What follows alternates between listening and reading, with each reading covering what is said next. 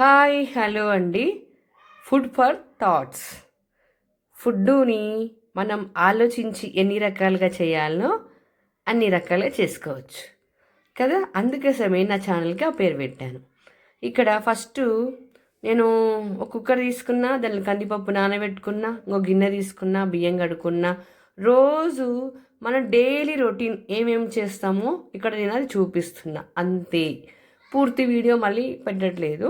అంటే మనం రోజు ఏం కర్రీస్ చేస్తున్నాము, అన్నం చేస్తున్నాము, కర్రీస్ ఏం చేస్తున్నాము అట్లా చూపిస్తున్నాను. అయితే ఆడవాళ్ళకి పని లేకుండా ఏది ఉండదు, ఎప్పుడు ఏదో పని ఉంటూనే ఉంటుంది అనమాట. ఇక్కడ నేను బియ్యం కడిగేసి అన్నం పెట్టేసాను పొయ్యి మీద.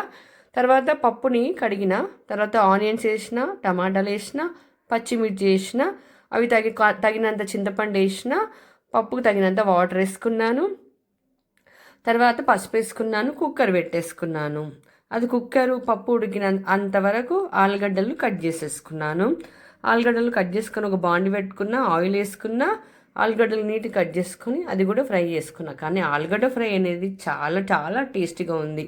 ఎంత బాగుందంటే అసలు ఇంకా చెప్పలేం, అంత బాగుందన్నమాట.